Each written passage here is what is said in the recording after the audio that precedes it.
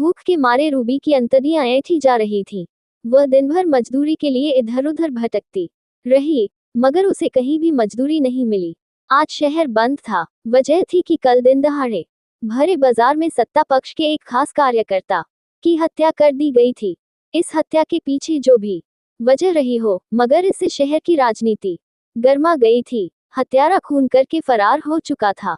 दिन भर पूरे शहर में पार्टी वाले पुलिस प्रशासन के खिलाफ नारे लगाते रहे। सुबह जब रूबी शासकीय भवन पर मजदूरी करने गई थी, तब ठेकेदार के अलावा वहां कोई नहीं था। उसे देखकर ठेकेदार मुस्कुराते हुए बोला, रूबी आज काम बंद है, कल आना। क्यों ठेकेदार साहब? रूबी ने पूछा। पूरा शहर बंद है न, इसलिए, ठेकेदार ने जवाब दिया। पर आपने काम क्यों बंद कर दिया ठेकेदार साहब? रूबी ने फिर पूछा। मुझे नुकसान कराना है क्या? और फिर जिस नेता का खून हुआ है, उसने मुझे ये ठेका दिलवाया था, इसलिए मेरा भी फर्ज बनता है कि मैं उसकी याद में एक दिन के लिए काम बंद कर दूं, ठेकेदार ने बताया। ठेकेदार साहब, बंद का असर आप पर तो नहीं पड़ेगा, मगर हमारे पेट पर जरूर पड़ेगा, रूबी ने कहा। तो मैं क्या करूं? मैंने रोज रोज काम देने का ठेका नहीं लिया है। जा, कल टाइम पर आ जाना। आज जहां मजदूरी मिले वहां जाकर कर ले, ठेकेदार ने टका सा जवाब दे कर उसे वहां से भगा दिया। रूबी निराश होकर वहां से चल दी। फिर वह काम तलाशने उसी चौराहे पर आ गई जहां रोज आकर बैठती थी। वहां सारे मजदूर जमा होते थे और अपनी जरूरत के मुताबिक लोग वहां से उन्हें ले जाते थे। मगर रूबी को वहां पहुंचने में देर हो गई थी। सारा चौराहा मजदूरों से तकरीबन खाली हो चुका था। कुछ बचे खुचे मजदूर ही वहां बैठे हुए थे। रूबी भी उनके बीच जाकर बैठ गई, मगर काफी देर बैठने के बाद भी उसे काम के लिए कोई नहीं ले गया। थोड़ी देर बाद रूबी वहां से उठकर काम की तलाश में काफी देर तक इधर उधर भटकती रही, मगर उसे कहीं काम नहीं मिला। घर में रूबी के 2 बच्चों और सास के अलावा कोई नहीं था। समाज की नजरों में प्रेम उसका पति था, मगर उसने एक दूसरी औरत रख ली थी। वह सारी कमाई उसी पर उड़ाता था। उस औरत के बारे में रूबी कभी कुछ कहती तो वह उसे मारता पीटता था। शुरू में तो प्रेम रूबी को कुछ खर्चा देता था, मगर बाद में उसने वह भी देना बंद कर दिया, इसलिए वह मजदूरी करने लगी। कभी भी तो प्रेम उसकी मजदूरी भी छीन कर ले जाता था और दारू शराब में उड़ा देता था। रूबी ने कुछ पैसे साड़ी के आंचल में छिपा कर रखे थे। उसने सोचा था कि जिस दिन मजदूरी नहीं मिलेगी, उस दिन ये बचा हुआ पैसा काम आएगा, मगर प्रेम ने वे छिपे पैसे भी जबरन छीन लिए थे। जब दोपहर हो गई तो रूबी थक-हार कर घर लौट आई। डब्बे में एक भी रोटी नहीं बची थी। सब रोटियां सास और उसके दोनों बच्चे खा चुके थे। घर में पकाने के लिए भी कुछ नहीं था। रूबी दिन भर शहर के इस छोर से उस छोर तक भूखी ही काम के लिए भटकती रही। उसे शाम के राशन का इंतजाम जो करना था, मगर शाम तक भी उसे कोई काम नहीं मिला। तब वह एक होटल के पास आकर बैठ गई। ये वही होटल है जहां शहर के रईस लोग आए दिन पार्टियां करते रहते हैं और उन्हें मजदूरों की जरूरत पड़ती रहती है। मगर वहां पर भी उसे बैठे बैठे रात हो गई। क्या कोई ग्राहक नहीं मिला? चलेगी मेरे साथ? पास खड़े एक आदमी ने रूबी से पूछा। उस आदमी की आंखों में वासना झलक रही थी। वह रूबी को देख धंधा करने वाली औरत समझ रहा था। रूबी बोली, फोकट में ही ले जाएगा या पैसे भी देगा? हाँ दूंगा। कितने लेगी?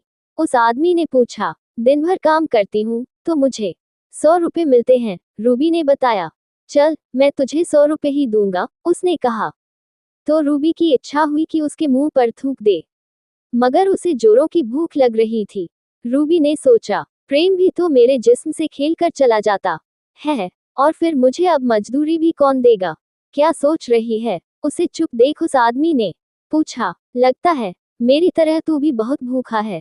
तेरी घरवाली नहीं है क्या? रूबी ने पूछा। अभी तो कुंवारा हूँ, वह बोला।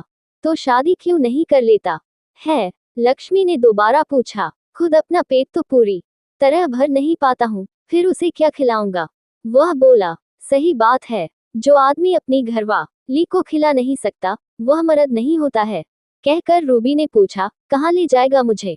शहर के बाहर एक खंडहर है जहाँ अंधेरा रहता है, उसने बताया। ठीक है, मुझे तो पैसों से मतलब है, रूबी ने कहा।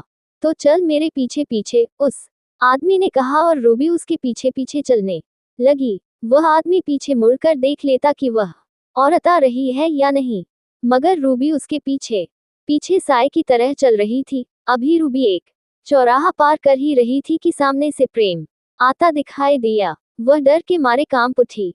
प्रेम ने पास आकर पूछा, कहाँ जा रही हो? तुम पूछने वाले कौन हो?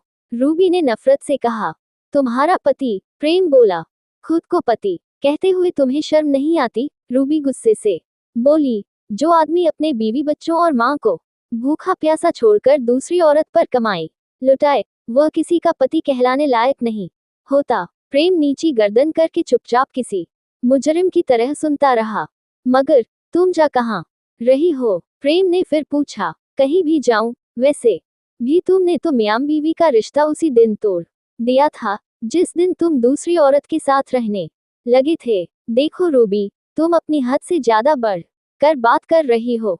मैं तुम्हारा पति हूँ। चलो घर चलो। प्रेम भड़क उठा, नहीं जाना मुझे तुम्हारे साथ। देखो, मैं उस आदमी के साथ जा रही हूँ, वह मुझे 50 रुपए दे रहा है। कहकर रूबी ने मुड़ कर देखा, मगर वह आदमी तो उनका झगड़ा देख कर वहां से भाग चुका था। ये देखकर लक्ष्मी बोली, आखिर भगा दिया न उसे? इसका मतलब ये हुआ कि तुम धंधा करने लगी हो। प्रेम गुस्से से बोला, हमें अपने पेट की भूख मिटाने के लिए यही करना पड़ेगा। तुम तो दूसरी औरत के साथ मस्त रहते हो, मुझे तुम्हारी माँ और दोनों बच्चों को देखना पड़ता है। आज दिन भर काम नहीं मिला, आखिर क्या करती? घर में न आटा है न चावल। कहते हुए रूबी ने दिन भर की भड़ास निकाल दी। वह आगे बोली, अब कहाँ से उन लोगों के खाने का इंतजाम करूं?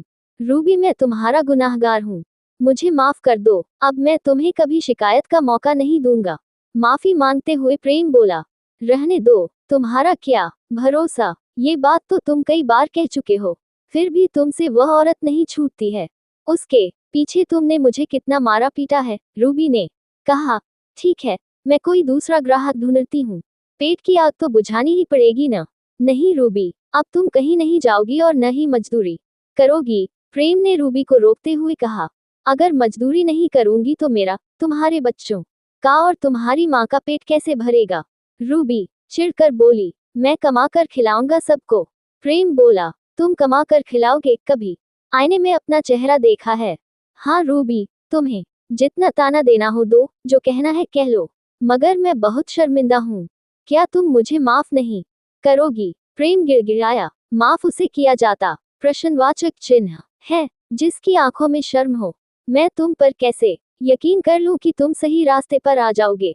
रूबी ने सवाल दागा। हाँ, तुम्हें यकीन आएगा भी कैसे? मैंने तुम्हारे साथ काम ही ऐसा किया है, मगर मैं अब पिछली जिंदगी छोड़कर तुम्हारे साथ पूरी तरह रहना चाहता हूँ। यकीन न हो तो मुझे 1 महीने की मोहलत दे दो। प्रेम बोला, मगर मेरी भी 2 शर्तें हैं। रूबी ने कहा, मैं तुम्हारी हर शर्त मानने को तैयार हूँ। प्रेम ने कहा, सबसे पहले तो उस औरत को छोड़ना होगा, दूसरा दारू पीना भी छोड़ना होगा। रूबी बोली, मुझे तुम्हारी ये दोनों शर्तें मंजूर हैं। प्रेम बोला, तो फिर चलो घर, पहले राशन ले लो, सभी भूखे होंगे। रूबी बोली, हाँ रूबी, अब तो तुम जो कहोगी वही मैं करूंगा। कहकर प्रेम मुस्करा दिया। बदले में रूबी भी भूखे पेट मुस्करा दी, मगर आज तो उसकी मुस्कान में सुख छिपा था।